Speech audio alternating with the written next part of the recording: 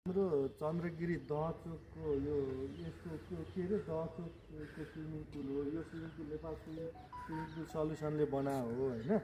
अनि यो पानीको मेन्टेन ट्रिटमेन्ट छ नि, त्यो सबभन्दा बेस्ट देख्छु मैले बनाएभरिको स्विमिङ पुलमा। किन भन्दाखेरि पानी अहिले यहाँ हेर्नुहोस् तपाईँहरूले कति सफा छ। यो अहिले अफ सिजन हो।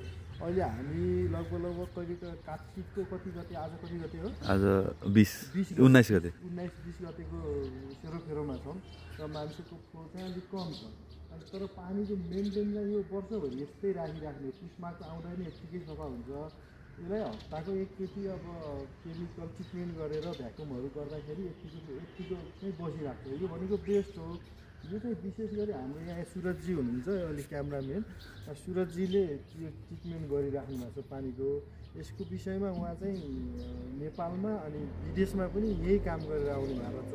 यसको बारेमा उहाँसँग धेरै ज्ञान छ, धेरै ठुलो एक्सपिरियन्स छ। त्यही भएर उहाँले यो काम पनि गर्नुहुन्छ। जस्तै अरूकोमा पनि गएर यसलाई सिकाउने, एउटा ट्रेन गरेर छोड्ने, अनि त्यसको थोरै चार्ज चाहिँ लिनुहुन्छ। र स्विमिङ पुलमा गइसकेपछि एउटा 1 हप्ता अथवा 5 दिन 2 दिनको प्याकेजमा त्यहाँको मान्छेलाई, लोकल मान्छेलाई ट्रेन गरेर चाहिँ अनस्किल मान्छेलाई ट्रेन गरेर चाहिँ यत्तिको गर्न सक्ने बनाइदिनुहुन्छ। त्यसको लागि चार्ज पनि लिनुहुन्छ। त्यस्तो कोही हुनुहुन्छ भने सम्पर्क पनि गर्नु होला। यो नेपाल स्विमिङ पुल सल्युसन प्रणालीले बनाएको स्विमिङ पुल दहचोकमा हो, हेर्नु। र यसको मेन्टेन चाहिँ अब उहाँले गर्नुभएको छ। ल, धन्यवाद।